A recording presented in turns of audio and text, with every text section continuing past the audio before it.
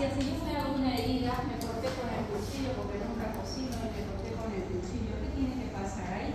No me voy a morir desangrado si ando en un buen estado, sino que para evitar que la sangre salga, se forma primero un tapón hemostático y a nivel vascular se van a liberar algunas sustancias para hacer una ligera vasoconstricción. ¿Y quiénes son las primeras en llegar? Las plaquetas. Las primeras en llegar son las plaquetas.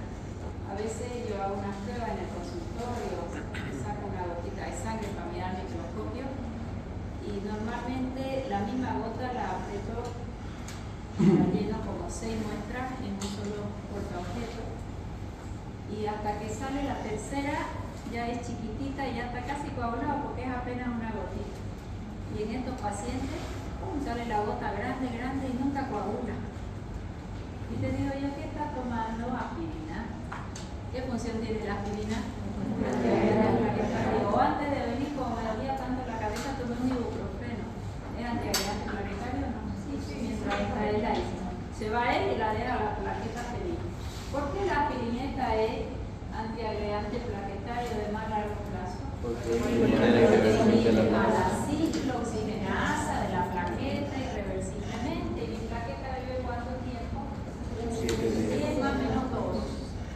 Por eso si le van a sacar una muela al paciente y está antiagregado, ¿cuál es la recomendación?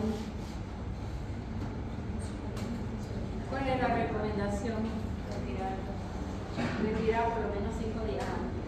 Y si me dice que no toma ni aspirina ni ningún AINE, ¿qué puedo pensar? Hemofilia. ¿Ah? Hemofilia es lo menos, pero no está mal. Pero ya a esta altura hubiera sabido, porque siempre alguien se ha cortado desde niño, ¿no ve? Y lo hubieran estudiado. Pero sí, a esto es lo posible. ¿Qué más? Plaquetopenia, sí señora. Plaquetas bajas. ¿Qué más? Sigamos pensando. Vamos a tener que hacer la clase diferente ahora. ¿Ah? Ya, pero cosas más usuales. ¿Dónde se producen factores en la coagulación?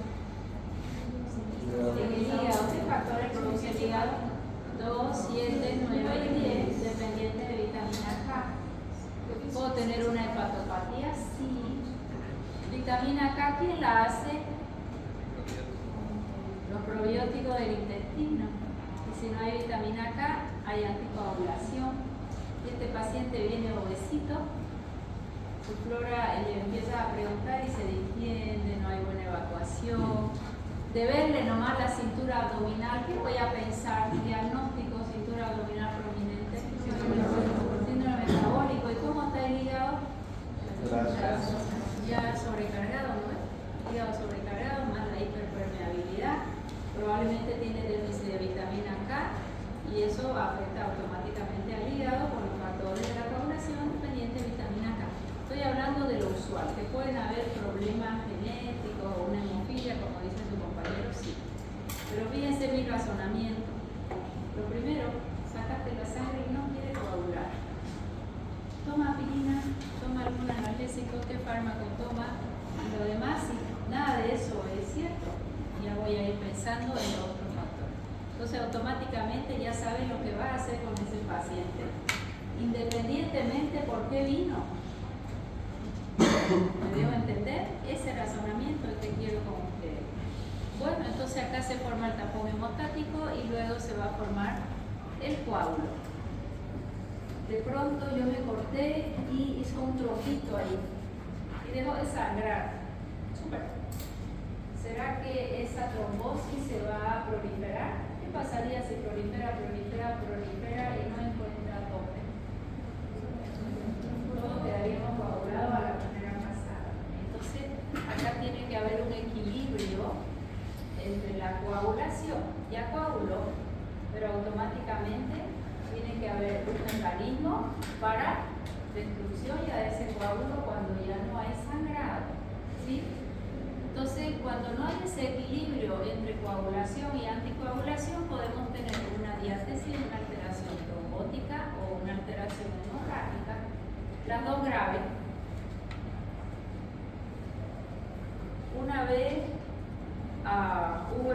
parte, el primero que interviene acá es el endotelio.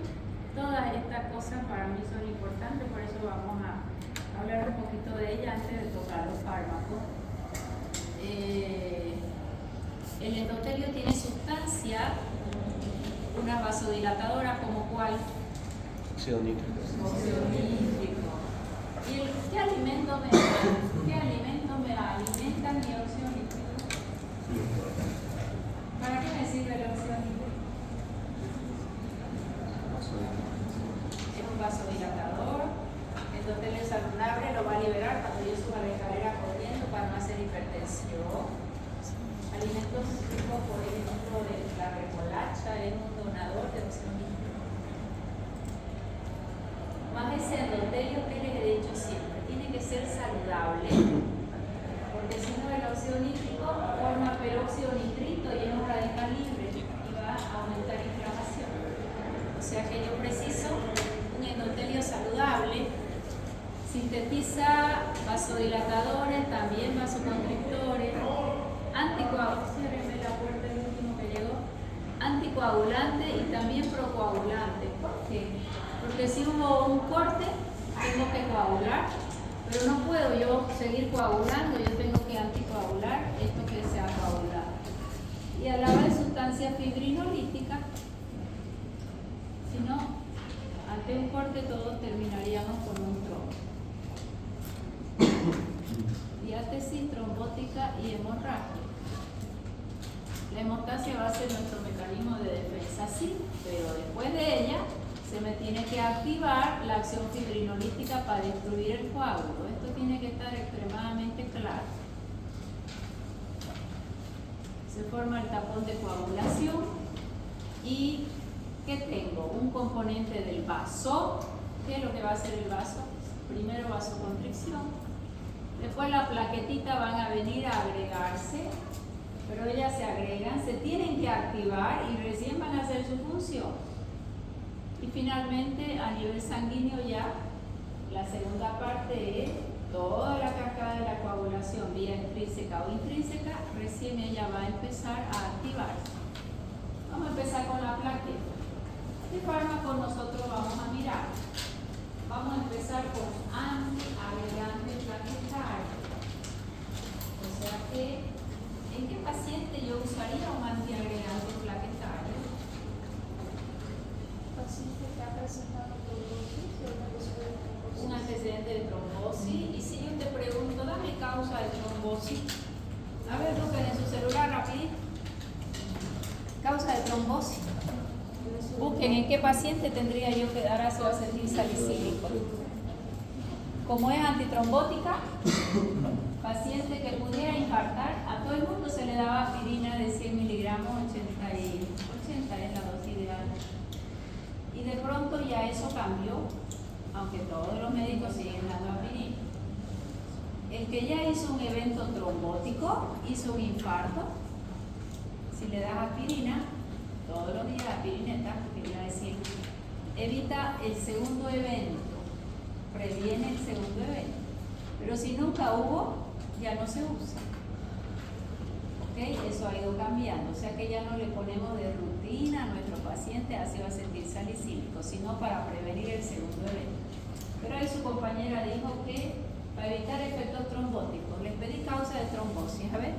embarazo, Ya. Para, vamos a uno por uno. Embarazo. Uno, el embarazo es fisiológico. ¿A qué embarazada le harían ácido acetil salicílico? ¿Qué se les ocurre? una embarazada que tenga riesgo de preeclampsia. No, porque para el riesgo de preeclampsia controla presión arterial. A ver, sigamos pensando. Hoy quiero hacerlo razonar porque me quedó sabor a mal gusto el examen. Quiero que sean buenos ustedes y vamos a razonar mucho. Sigamos pensando. Quiero que piensen en todos los efectos de aspirina en un embarazo. ¿Qué mecanismo de acción tiene la aspirina? Inhibe la ciclooxigenasa. Entonces, ¿qué no va a haber? Prostaglandina, prostaciclina y tromboxano. ¿Qué hacen las prostaglandinas en el? Aumenta la frecuencia de contracciones uterinas. Entonces, ¿a qué embarazada le voy a dar? Cuando tenga una amenaza de parto prematuro, cuando ya está muy cercana al parto, una. Ojo, ¿con qué más le voy a dar? Porque la aspirineta sola va a ser insuficiente. Con un antimuscarínico o con una bonita beta 2 mayor a beta 1 como un fenoterol. ¿Ok? Este parto yo quiero que todavía no llegue. Tengo que madurar pulmones. Si yo le doy ácido acetil salicílico, betametasona para la maduración, ¿está bien? No va a haber prostaglandina y no va a haber trabajo de parto. Muy bien. ¿A qué otra paciente le voy a dar? Ojo, cuando estudia aspirina dice contraindicada en el embarazo. Depende. ¿Para qué? Porque si hay embarazo y ella toma un AINE todos los días, no va a haber trabajo de parto. Pero si yo quiero prolongar el parto, sí va a estar bien. ¿Para qué otra paciente? Esta paciente embarazada que por algún motivo ya tuvo 3 pérdidas antes o 2, sin causa aparente. Cuando va por el tercer mes de embarazo, ecografía no hay latidos y ya el bebé es grande. Hay que hacer un legrado, a veces 4 meses. Ahí siempre, si ya fue recurrente, hay que hacer, ¿qué se llama cuando se muere el paciente? Una biopsia, sí, importante, pero ¿qué tendría que pedirle a ese paciente? ¿Qué pasó con ese embarazo? Probablemente la placenta está haciendo anticuerpos que hacen trombosis en placenta.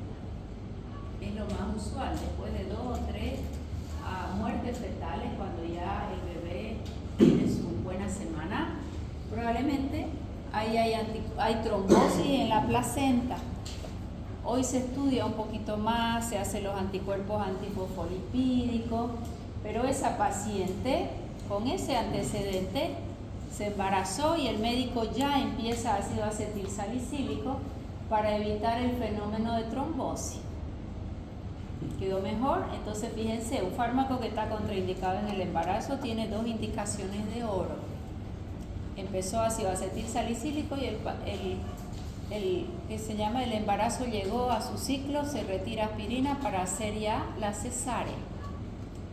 Cuando no se usa aspirina, que está comprobado el síndrome antifosfolipídico, si se hace heparina de bajo peso molecular.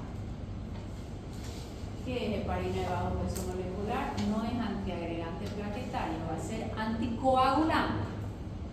O sea que aquí ya yo les estoy separando 2 grupos de fármacos. Vamos a estudiar antiagregante plaquetario que solo se mete con la plaqueta. ¿Para qué? Para evitar que se agregue. Punto. Pero están los otros que son anticoagulantes que van a actuar en la cascada de la coagulación, que teníamos una vía intrínseca y en el factor 10 la 12-1. Para terminar, protrombina, trombina, plasminógeno y plasmina. ¿Está bien? Bueno, entonces, fíjense ustedes que antiagregante voy a evitar trombo. ¿En quién? Paciente con antecedente de una trombosis. Bien. Un paciente que ya infartó.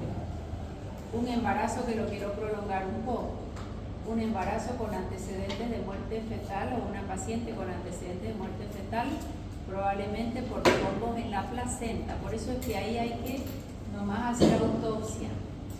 Biopsia, autopsia, no sé qué se llama. Si es autopsia nomás, ¿no? Sí, autopsia. Porque si no sabes la causa, ¿qué puede pasar?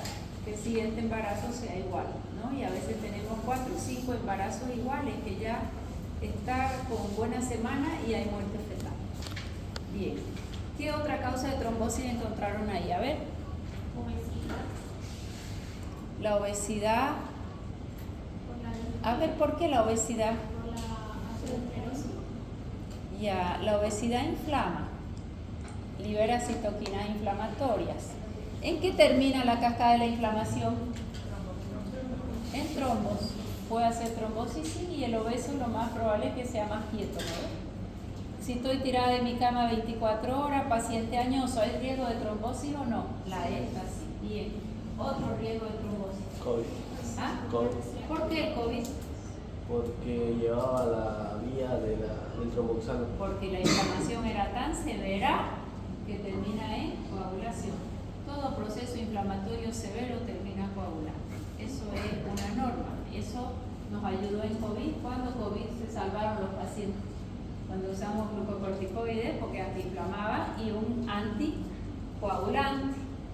Muchas veces solo antiagregante plaquetario, otras veces directamente la heparina de bajo peso molecular, que es de acción rápida, pero es anticoagulante. Bien, otro riesgo de trombosis. Medicamentoso, ¿como cuál?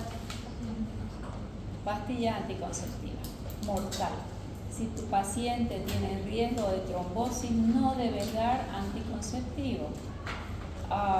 Cuando yo trabajaba en Caja Nacional había una secretaria hermosa, jovencita, esas personas lindas, que uno llegaba a la oficina y estaba con una sonrisa en un hospital donde nada es, el que llega al hospital es con problemas, excepto el que va a tener un bebé, esa es la única cirugía con premio, ¿no ves?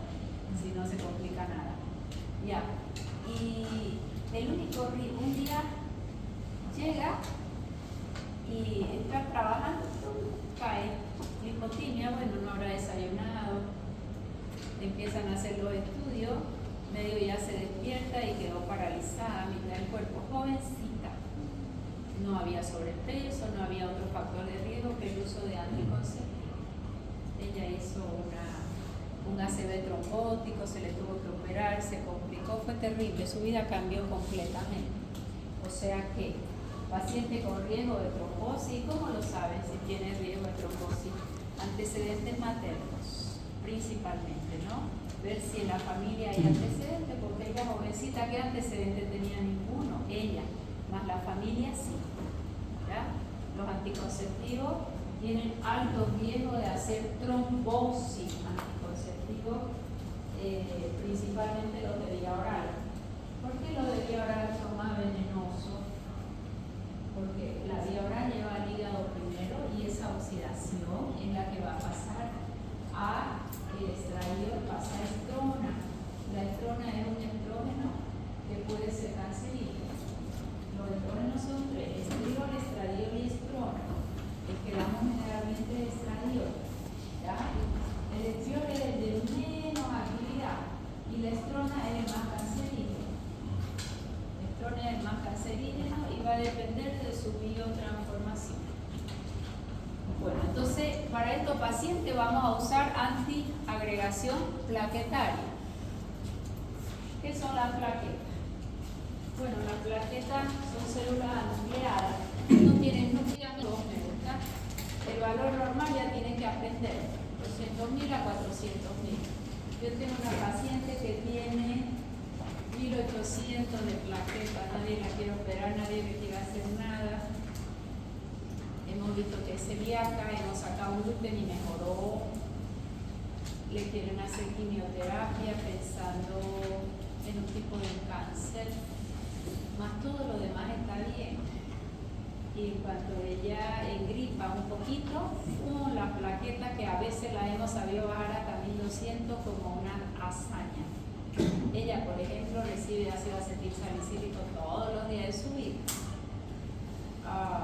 Parecería algo autoinmune porque sí vimos que es celíaca, pero bueno, está en estudio, no quiere hacer quimioterapia, ya llevamos como 4 años, bastante bien está ella, sin embargo, este es un riesgo alto, ¿no? Plaqueta muy bajita, el paciente no va a coagular, plaqueta muy alta, va a haber una hipercoagulabilidad. ¿Qué tengo que saber de la plaqueta? Porque yo voy a trabajar con mi fármaco sobre la plaqueta. Su membrana tiene intensa actividad de enzima y su citoplasma, ¿qué tiene? Porque ellas están ahí. No van a juntarse hasta que no se activan. ¿Qué necesitan para activarse? Enzimas. Actina y miosina, ¿qué hace? El reforzamiento para una contracción. Lo hemos estudiado a nivel muscular. Trombestina, que son proteínas de contracción. Retículo endoplasmático almacena calcio. Fíjate, no me salía el Golgi, aparato de Golgi. calcio. ¿Y para qué es el calcio si yo acá tengo auxina y miocina? El calcio va a favorecer la contracción. Las mitocondrias, ¿de quién heredamos las mitocondrias? De la madre. ¿Por qué de la madre? Porque sí. Porque todas las mitocondrias de hombres y mujeres son de mamá. ¿Por qué? Porque la mitocondria del espermatozoide se encuentra en la cola, que es cuando abandona el momento de la fecundación. Sí, señora. Cuando hay la fecundación, el óvulo trae todas sus mitocondrias. Te felicito. El espermatozoide de la cola queda afuera y él traía las mitocondrias porque era quien daba la energía para que ellos se muevan rapidito y vayan a fecundar un óvulo. Y la colita se queda afuera. O sea que el 100% de las mitocondrias de toda la humanidad son maternas.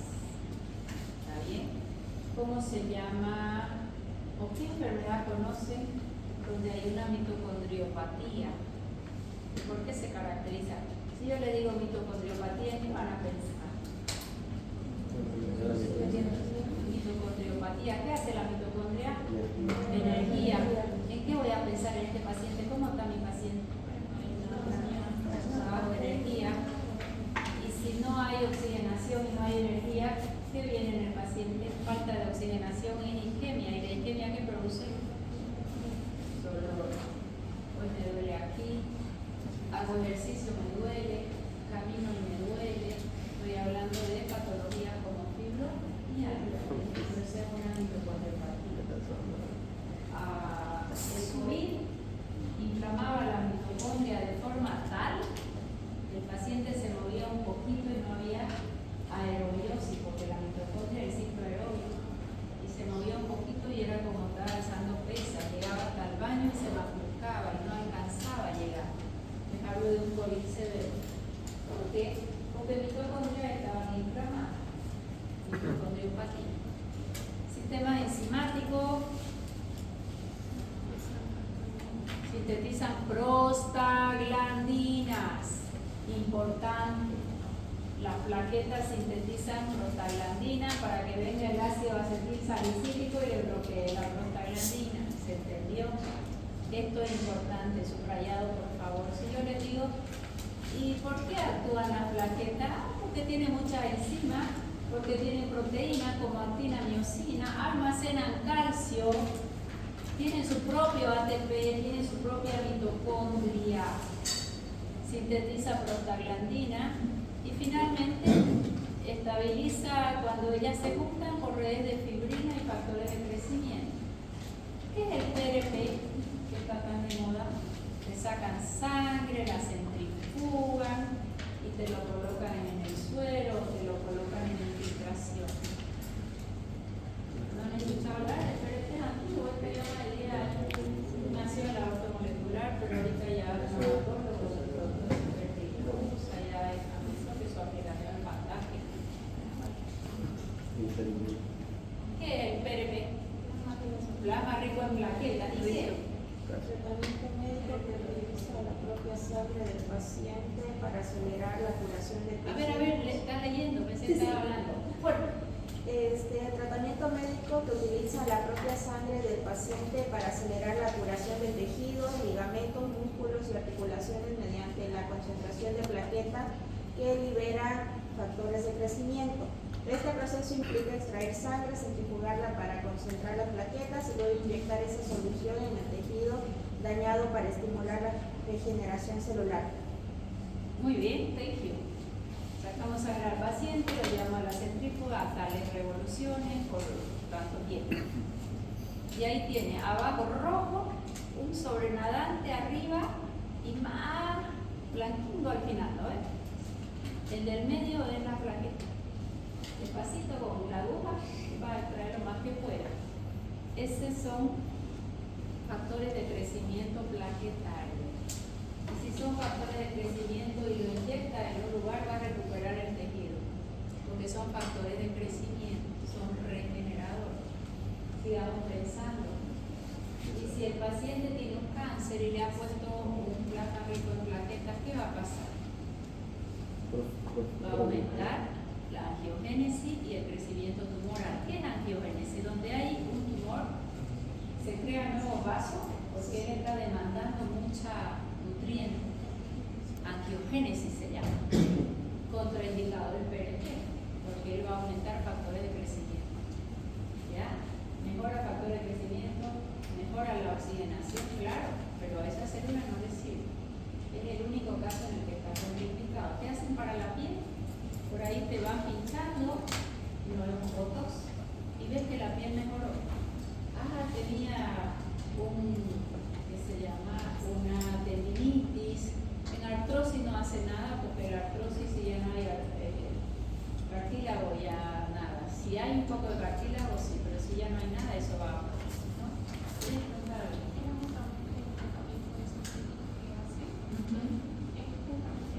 Eso es, si es plasma rico, ¿no? Que no sea un voto, que no sea otra cosa. Plasma rico es fantástico, vos ves la diferencia en una piel increíble. Hay que bancarse el pinchazo y tiene que hacerlo bien y tiene que ser a X revoluciones y por tanto tiempo. Uno vaya a destruir las plaquetas. Una paciente, no me olvido de ella, empezó a hacer su plasma rico y de pronto yo no sabía qué había hecho. Yo le atiendo y hipotiroidea 4.5 la TSH bien y de pronto viene con 18. Nunca vi con igual. No, que era 18 ya con 8. Muriéndose la paciente. De lenta, o sea, ¿qué pasó? Hacemos una TSH y un hipotiroidismo severo tomando su levotiroxina, haciendo todo lo mismo de siempre. Y le empiezo a preguntar, ¿qué has hecho? Doctora, eso no le conté porque claro, lo hacen los estéticos, ¿no? Lo hacen los estéticos. Ella tiene un hipotiroidismo Hashimoto y lo descompensó completamente esos factores de crecimiento, ¿no? O sea que tampoco es que es para todo el mundo, siempre hay que ver. Contraindicadísimo, el Hashimoto hizo un autoanticuerpo, ¿no? Entonces le aceleró su hipotiroidismo. Pero en otros pacientes con un cáncer eso va a proliferar mucho más rápido. ¿El cáncer es más rápido en niños o en viejos? Pero suena viejo, ¿no? En adultos mayores. En niños, ¿por qué? Porque su crecimiento es acelerado. Es acelerado. Puedes tener un paciente que hace tu cáncer de próstata a los 80 años. Ni lo toques. ¿Por qué? Porque el crecimiento de sus células es lentísimo. Muchas veces entran y operan. Si algo queda, eso va a proliferar rápidamente. Esto es importante, ya se lo voy a preguntar. ¿Por qué las plaquetas o cuáles son los componentes de las plaquetas? Enzimas, proteínas, calcio, ATP, prostaglandina y factores de crecimiento. Esta lámina es la que más me interesa porque después yo tendré que saber qué es lo que ellas van a hacer. Célula pluripotencial, unidades formadoras de colonia, ahí está una línea para plaqueta, otra para un glóbulo rojo, un glóbulo blanco, linfocitos, ahí van todos, nada que no sepa. ¿Por qué se adhiere la plaqueta? Si mi endotelio no está oxidado, no está dañado, nadie se agrega. ¿Por qué? Porque la plaqueta en este momento, hagamos cuenta que mi endotelio está fantásticamente bueno. ¿Por qué pasa la plaqueta y no se agrega si ella tiene prostaglandina, tiene actina, tiene miosina, tiene mitocondria, tiene ATP, tiene la capacidad de hacerlo? ¿Por qué no se me agrega? Carga eléctrica, ahí está. Si mi endotelio está saludable, ¿cómo es su carga eléctrica? Negativa, es lo normal. Si está oxidado, si está dañado, pierde su carga. Generalmente se vuelve positiva, carga positiva con carga negativa, ahí van ellos a encontrarse. Mi endotelio sano tiene óxido nítrico y prostaglandina, que son prostaciclina de la línea 2. Este es que va a proteger mi endotelio. Bueno, debajo del endotelio está el subendotelio, su matriz del endotelio. Él ahí tiene fibras para el colágeno tipo 1 y tipo 2 y otras para el no colágeno. Vamos a mirarlo ahorita. Fíjense, este endotelio está bonito, está saludable. Mi endotelio tiene glucoproteínas, como es la 1 y la 2A, para que venga aquí el colágeno y se le una, y está todo bien. Mi endotelio tiene glucoproteína 1B y 9 para el factor de von Willebrand, estamos todos good, hasta ahí no tengo un problema. Pero si este endotelio hubo un daño celular, ¿qué es lo que va a pasar aquí? Él va a cambiar su carga, viene la plaqueta y se le agrega esa glucoproteína, va a liberar su ciclooxigenasa, prostaglandina, tromboxano, y esta plaqueta va a llamar a otra plaqueta porque va además liberar gránulos que van a dar energía y van a aumentar serotonina para que venga la otra plaqueta y se agregue. O sea que ¿cuál es el problema acá? El daño del endotelio. Sigue teniendo mi endotelio glucoproteína para von Willebrand, colágeno, pero nada molesta. El problema es cuando hay un daño celular. ¿Tienen receptores las plaquetas? Sí. Esta es una plaqueta de un color y esta de otro. La han hecho de dos colores para que sea más didáctico, nada más. Veamos qué es lo que va a pasar aquí. Fíjense que mi plaqueta, condición normal, dijimos que tenía receptores para ¿quién? Para colágeno. Ahí dijimos que para el colágeno tenemos glucoproteína 1A, 2. Ahí está todo bien. Tiene sus receptores para colágeno, tiene sus receptores para von Willebrand, que son varios. Más aquí no hay un problema. ¿Cuál es el problema? El problema es que cuando hay lesión, esa glucoproteína, principalmente 2B3A, se expresan cuando hay van a formar redes de fibrinógeno para que esta plaqueta se una a esta otra de forma muy firme, y el factor de von Willebrand, que tenía su receptor, cuando hay daño endotelial, esta glucoproteína se expresa y ahí se van a prender por el fibrinógeno y por el factor de von Willebrand. Sus receptores están puestos ahí. No es más que haya lesión de endotelio para que ellos se expresen, y recién esto es lo que va a formar ya una agregación muy alta de plaquetas.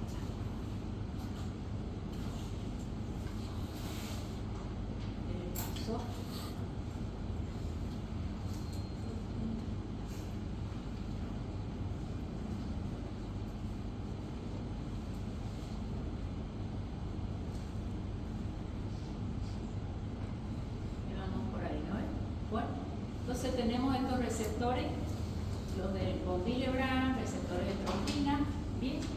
Más esta glucoproteína necesita que la plaqueta se active y recién ellos se van a expresar. Es como que están guardadas esas glucoproteínas.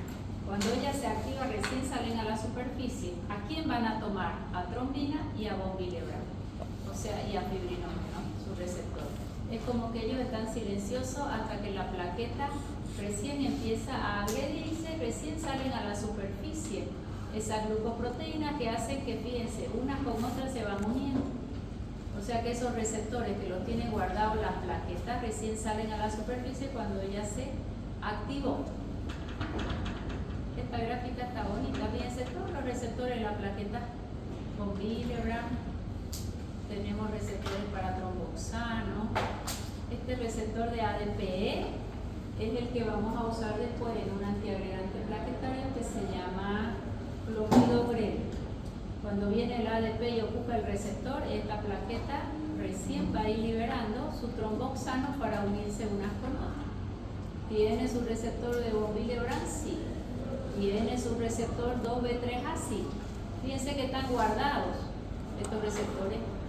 Cuando ella se activa, recién salen a la superficie para poder unirse con otra plaqueta. Esto es más o menos lo mismo.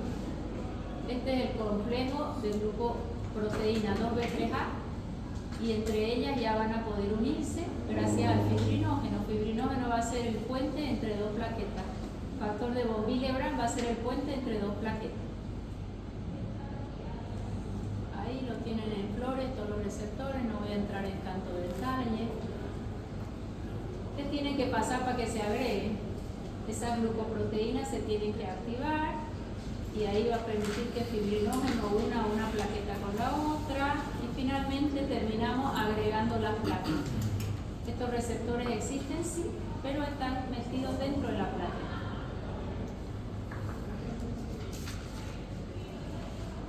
Ok, ¿cómo es que eso se va a activar? Tengo una sangre expuesta a la superficie porque está lesionado el vaso. Primero la plaqueta se adhiere donde hay lesión para que yo no siga sangrando. Después se activa. Cuando yo digo se activa, ¿quiénes se ponen en marcha? ¿Cuáles eran las partes, los componentes de la plaqueta?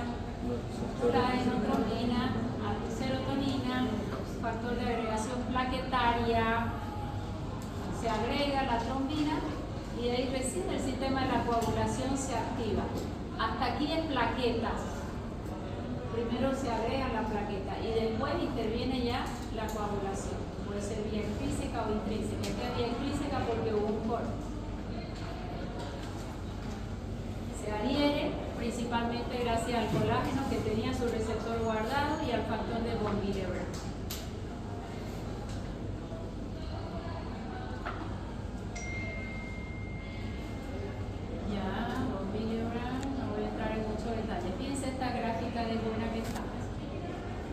Romboxano, ANP, colágeno, todos componentes de la plaqueta.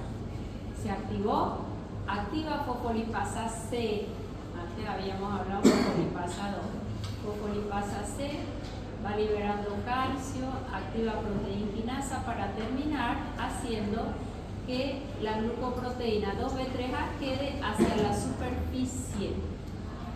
Todos estos activadores, ¿en qué van a terminar? En expresar la glucoproteína hacia la superficie. ¿Y quién llega aquí? En la 2B3A. Están dormidos. Es densa esta parte, pero ni modo. Si no, ¿cómo después yo les voy a explicar que el fármaco va a ir a inhibir a la expresión 2B3A? Tienen que saber. A ver, ¿qué tenían ustedes acá? Ya, fibrinógeno. 2B3A, fibrinógeno. Entonces, todo lo que se activó acá, plaqueta, pone en marcha mecanismos bioquímicos que no voy a entrar en detalle. ¿Para qué? Para que se exprese el 2B3A. Bien, entonces se han activado factores de crecimiento y a fosfolipasa C para activar el 2B3A. ¿Cómo se formó el tapón de la plaqueta? La plaqueta entró en contacto con la superficie dañada, se hinchó, saca sus pseudópodos, libera sus gránulos contráctiles, se vuelve pegajoso gracias a colágeno y von Willebrand y va a activar la plaqueta.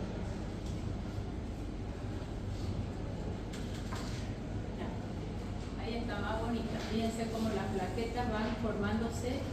Primero hasta la lesión, se adhieren las plaquetas, cambian de forma, se van agregando y van secretando sus gránulos hasta formar un tapón hemostático.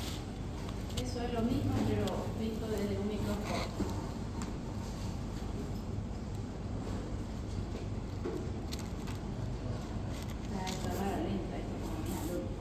Hay injuria. Se adhiere la plaqueta. Después se activa, finalmente se agrega y formó el trombo. Esa es la lámina más importante. Ya saben qué es activación, ya saben sus receptores, ya saben que primero es la adhesión, gracias a quien von Willebrand, trombina, colágeno, fibronectina, por el cambio de cargas, ya no son cargas negativas. Las trombosis tenemos el trombo blanco y tenemos el trombo rojo. No quiero hacer caso de esto. Ya. El trombo blanco, hay una alteración en la pared de la arteria, paciente diabético, placas de ateroma, se agrega la plaqueta y se activa la coagulación. Acuérdense que cuando vimos diabetes e hipertensión, la presión arterial hasta 139/89 en un paciente no diabético es normal, pero en el diabético dijimos hasta 130/80. ¿Por qué? Porque su endotelio está inflamado. ¿Quién inflama el endotelio del paciente diabético?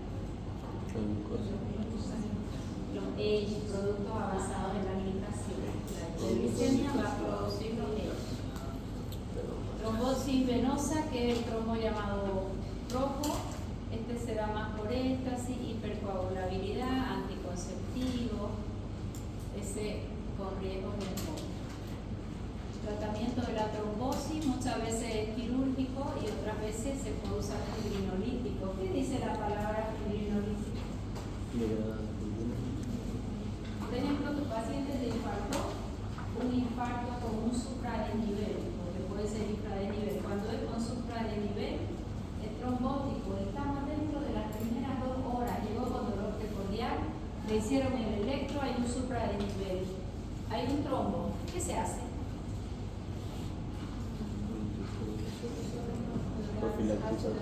Anticoagulación profiláctica. Anticoagulación, no, si el trombo ya está ahí como anticoagulación. ¿Trombo? Ya. Ok. Acá tenés una chance interesante de doble filo. Streptokinasa, ¿de dónde viene la palabra? Strepto del estreptococo. Es un guisado de la toxina del estreptococo que va a actuar como un Pac-Man. ¿Vieron el Pac-Man que hace? Se come todo. ¿Ya? Si estamos dentro de la primera hora, se coloca esa streptokinasa, puede ser una alteplasa también. Y el Daikin se lo come, se llama fibrinólisis. Solo sirve pacientes con infarto con supradenivel y dentro de las primeras 6 horas. Es una ampolla de oro, no era muy baratita, pero puede quedar el paciente cero infarto. Si está dentro de las primeras horas, esas células que le falta oxígeno se regeneran rápido y evitaste una cirugía. Pero si ya el tiempo pasó y ya ahí no hay vascularización, hay que hacer probablemente o un stent o un bypass. Cirugía abierta, como dice el paciente, a corazón abierto, me operaron y me abrieron las costillas, dice. Pero si está dentro de las primeras horas, tenía la chance de la streptokinasa. Eso es un fibrinolítico. Eso se llama fibrinólisis. ¿Está bien? ¿Qué riesgo tengo con esa streptokinasa? La colocaste y se van haciendo los electros y lo vas comparando cómo el supradenivel va mejorando hasta que se queda muy bien. A veces los pacientes hacen sangrado masivo y se mueren. No tenés cómo controlar. ¿Sí? Es un riesgo. Te lo dan a elegir. La cirugía que vale tanto o un stent o le podemos hacer si aplica a usted para una fibrinólisis. Si aplica para la fibrinólisis, ese es el gran riesgo de la streptokinasa. Eso es fibrinólisis. ¿Está bien? Entonces, puede ser quirúrgico el trombo o puede ser un fibrinolítico tipo streptokinasa, alteplasa, ureaplasa. Sin embargo, este paciente ya hizo antes un trombo. Cuando hay antecedente de trombo, ahí es que vamos a usar un antiagregante plaquetario. Hoy en día, cuando ha habido antecedente, infartó nuestro paciente, le hicieron su fibrinolítico y lo que escucha ahí en la terapia o en la unidad coronaria, el paciente se operó solo, porque vino el fármaco y se comió el trombo, lo lisó. Entonces dice se operó solo. No se operó solo, fue la streptokinasa, pero se resolvió, eso quiere decir. Si ya este paciente te hizo un trombo, ¿qué vas a hacer más adelante cuando ya pase el efecto de streptokinasa? Porque queda anticoaguladito y puede sangrar. A ese paciente está bien indicado el ácido acetilsalicílico. Ahí le haces un antiagregante plaquetario. Esa es una buena indicación. Antes decíamos paciente añoso, hipertenso, le das su antihipertensivo, no se mueve mucho, le pones aspirina. Hoy eso ya no es como antiguo. Vamos a entrar a los antiagregantes plaquetarios, recién vamos a entrar a fármacos. Bueno, ¿qué antiagregante voy a hacer? Claro, estoy muy cansada hoy. Se me ha puesto viejita la ropa. No sé si me estoy enfermando, porque me duele todo el cuerpito. Cansado de liquidarnos sus compañeros, Estuve de las 7 de la mañana hasta las 7 de la noche. Me fui a almorzar con mi papá de 12 a 2 y volví. Pero me fui, dije yo, tanto sacrificio, ¿para qué? Dije yo cuando vi esos exámenes. Pero bueno, por lo menos no me van a tomar el pelo y copiarse y yo poner una nota al que no sabe nada. Por lo menos para eso va a ser bien, ¿no? Vamos. plaquetario. Vamos a ir por el que conocemos. Empecemos por el 2.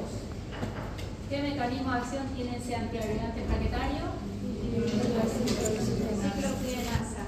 ¿Y quién de aquí lo hace de forma irreversible? De ahí me voy a quedar solo con aspirina. ¿Quién es el antiagregante universal? Aspirina. No le gana a nadie, pero ¿saben cuál es el problema? Que es barato, que no vale nada. Ese paciente que recibe su antiagregante probablemente lo va a recibir hasta su último día de vida. Se lo van a poner en el cajón para que no venga la hormiga a comérselo tan rápido. ¿Está bien? Ya. Y de pronto aparece uno más nuevo, que hasta su nombre es clopidogrel. Su nombre es cool. Cuando recién salió, yo trabajaba en la terapia intensiva en cada nacional, nunca me olvido. 58 bolivianos, en esa época ya son 12 años, o un poco más. Contra la aspirina que no valía nada, pero si yo soy un médico moderno, ¿qué le doy a mis pacientes? Clopidogrel. Clopidogrel no es superior a aspirina. ¿Ok? ¿Otro mecanismo de acción? Sí. ¿A quién le damos clopidogrel? Al que a la aspirina le hace sangrado y artritis, al que es alérgico a aspirina, ¿sí? Principalmente revisar las S de estos pacientes añosos que todos reciben toda la vida. ¿Qué color son las S si hicieron una úlcera sangrante? Negra o alquitrán. Okay. Porque de tomarlo es todos los días, no me sirve un día sí y un día no, porque cada día el cuerpo hace plaquetas y la que nace tiene que antiagregarse hasta que se muere queda antiagregada, pero cada día hacemos plaquetas nuevas. Es por eso que se lo da todos los días y no cada 10 días. ¿Ya? Este es el primero, el más antiguo y es de oro. Nadie le ganó. Hasta el día de hoy ninguno le ganó. Pero claro, es económico, entonces la industria nos va a ganar mucho dinero. Después de ese vamos a ver anticuerpo monoclonal de último. ¿Cómo serán de baratitos los anticuerpos monoclonales? Thank you. Thank you. Ya. Lo vamos a mencionar. Antagonista del receptor de ADP, lo vamos a estudiar. Clopidogrel. Interesantísimo el clopidogrel. Encima de caro, él es inactivo. Y tiene que sufrir biotransformación por el CYP3A4 y recién se activa. Y adivinen quién inhibe al 3A4. Omeprazol. Y estos pacientes que se infartaron, añosos, antiagregados, con antihipertensivos, con antidiabéticos, ¿le pusieron omeprazol o no? Y por último, ya no tienen ni acidez gástrica, entre otros. Entonces este no se activa. Clopidogrel fue el primero. Pero vieron que es profármaco. Aparece Prasugrel, mucho más caro, Cangrelor, Ciclopidina, todo del mismo grupo. Nos vamos a concentrar en clopidogrel. Vamos a ver qué pasa si yo antagonizo el receptor de ADP. El receptor de ADP, cuando se libera, recién van a quedar hacia la superficie las glucoproteínas 2 a 3 veces. Y si ellas salen a la superficie, ¿qué va a haber? Agregación de plaquetas. ¿Y este qué hace? Evita que esa glucoproteína salga hacia el exterior. Eso es lo que hace. Si no está hacia el exterior, aunque estén las plaquetas y sean muchas, no se agrega. Ese es su efecto antiagregante plaquetario, muy diferente al de aspirina.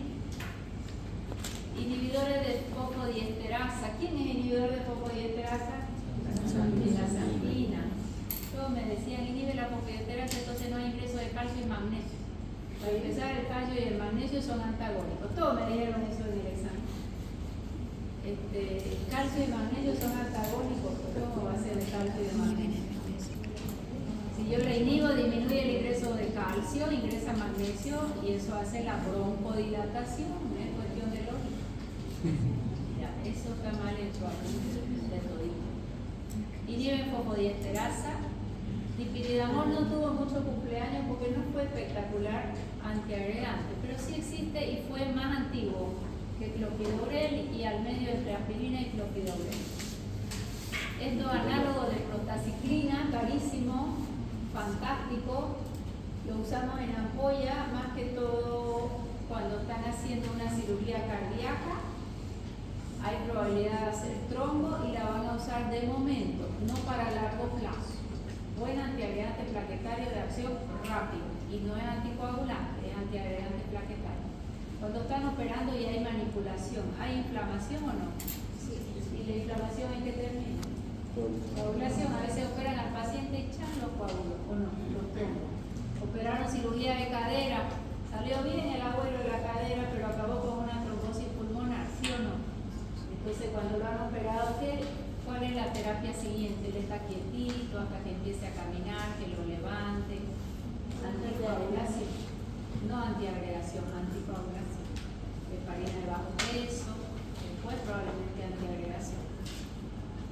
Los bloqueadores, estos son espectaculares, imagínense, van a bloquear al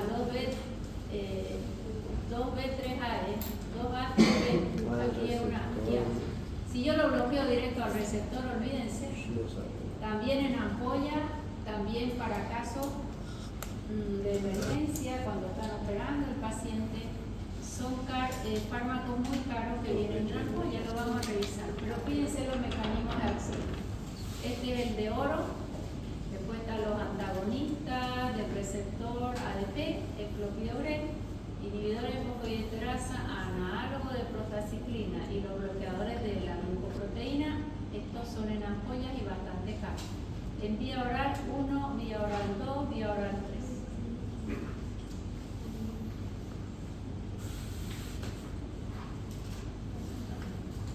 Está todo lo que se usa, pero nada, no me voy a marear con eso, vamos a seguir. Ya. ¿Para qué voy a usar antiagregante plaquetario? Pero bueno, antiagregante plaquetario, prevención de isquemia trombo. Ustedes se ve el paciente. ¿Cuál es la siguiente pregunta que deben saber hacer? ¿Isquémico o hemorrágico? El hemorrágico es por una ruptura, ha podido ser hasta que se llama un aneurisma o una hipertensión, un esfuerzo masivo en un endotelio muy debilitado o formación de un trombo. La conducta es exactamente opuesta. Si es trombótico, ¿qué tengo que hacer? Si es trombótico, un fibrinolítico pudiera ser chance si está dentro de las primeras horas. ¿Qué fibrinolítico les mencioné? Alteplasa o Reaplasa. De doble riesgo, pero eso lo podemos usar en los ACV trombóticos cerebrales, cardíacos, pulmonares, no solo en los infartos. Y si es hemorrágico, está contraindicado porque se sangró. A veces la conducta es solo expectante para ver si se reabsorbe solo o quirúrgico para extraer el sangrado. ¿Ya? Prevención de fenómenos isquémicos trombóticos coronarianos, en angina de pecho por infarto, revolución a nivel cerebral o a nivel periférico por claudicación intermitente. ¿Qué es claudicación intermitente? El paciente está caminando y no pudo dar un paso. Puede ser delgado el paciente, no necesariamente un sobrepeso, no necesariamente neuropatía. Está caminando y no pudo más. Ese es un trombo grande generalmente, eso suele ser quirúrgico. Y después lo dejarás antiagregado. ¿Qué vamos a estudiar? Vamos a estudiar ácido acetil salicílico, que ya lo hemos estudiado. Clopidogrel, ese es nuevito para ustedes. Pipiridamol no tuvo mucho cumpleaños. Axicimab, para sepan que existe en ampolla, para quirúrgico más que todo. Ácido acetil salicílico ya lo conocen, inhibe ciclooxigenasa, bloquea el tromboxano plaquetario. En práctica, pequeñas dosis inhiben mayor grado al tromboxano que a la prostaglandina I2, que es la prostaciclina. Nadie preguntó nunca, que yo siempre me hice esa pregunta. Profesora, pero ciclooxigenasa da prostaglandina, prostaciclina y tromboxano. Tromboxano agrega, hace trombo, y la prostaciclina es antiagregante. ¿Quién gana?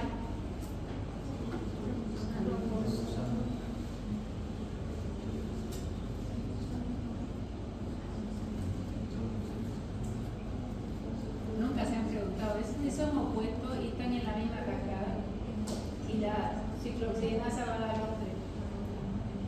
Mayor es el tromboxano y muy poquita la prostaciclina como para que yo no me forme de trombo completamente. Pero si la inflamación es severa, se acabaron los factores protrombóticos y queda el paciente con cuadro que se llama de hemorragia. Por ejemplo, pensemos, un paciente con una sepsis por una toxina del estreptococo o de Staphylococcus. ¿Qué va a pasar? Forma trombo y tienden a ser antitrombóticos. Pero cuando se acaban todos los factores de la coagulación sin dar ningún fármaco, el paciente va a ser sangrado. Por eso es que es controversial dar un glucocorticoide, porque el glucocorticoide va a ser antiagregante plaquetario, pero cuando se consume se llama ya una coagulopatía de consumo. Él va a terminar con sangrado, pero él empezó haciendo trombo. ¿Se entendió? O sea que tiene que haber un equilibrio ahí entre el tromboxano y la prostaciclina. ¿Para qué un poquito de prostaciclina? Para que yo no forme un trombo y el trombo siga y quede yo con todo un trombo. Por eso la prostaciclina. Cuando ya tromboxano agotó todos los factores para hacer trombo, prostaciclina hace de la suya y ese paciente termina con sangrado de hemorragia. Así termina un shock séptico que empezó con trombosis y termina con anticoagulación. Las plaquetas no tienen capacidad de sintetizar la ciclooxigenasa. La célula del endotelio sí va a formar una nueva, pero la plaqueta no.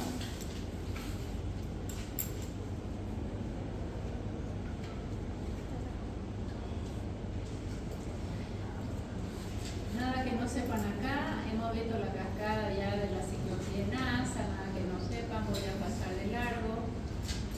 Bueno, indicaciones. De mi vida corta, pero ¿cuál es la ventaja? Que inhibe de forma irreversible la ciclooxigenasa de la plaqueta no puede hacer nueva ciclooxigenasa. Profilaxis en IAM, aquí habría que corregir la corriente nueva, dicen, para prevenir el segundo infarto.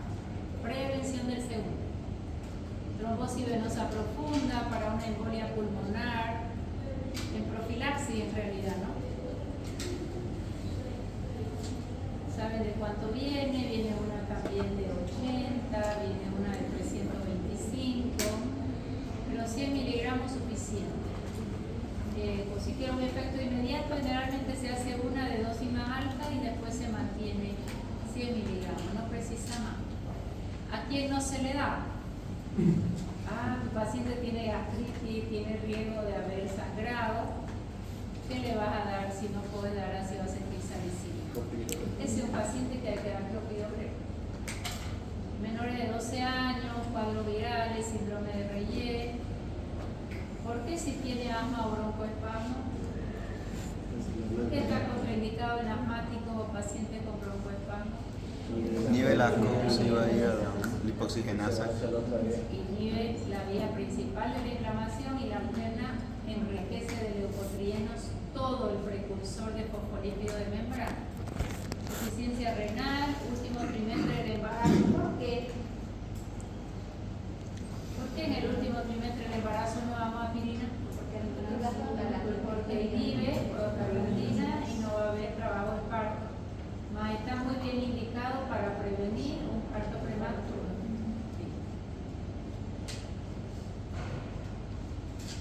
En su farmacocinética, ¿qué tenemos que saber? Nada, que no sepan.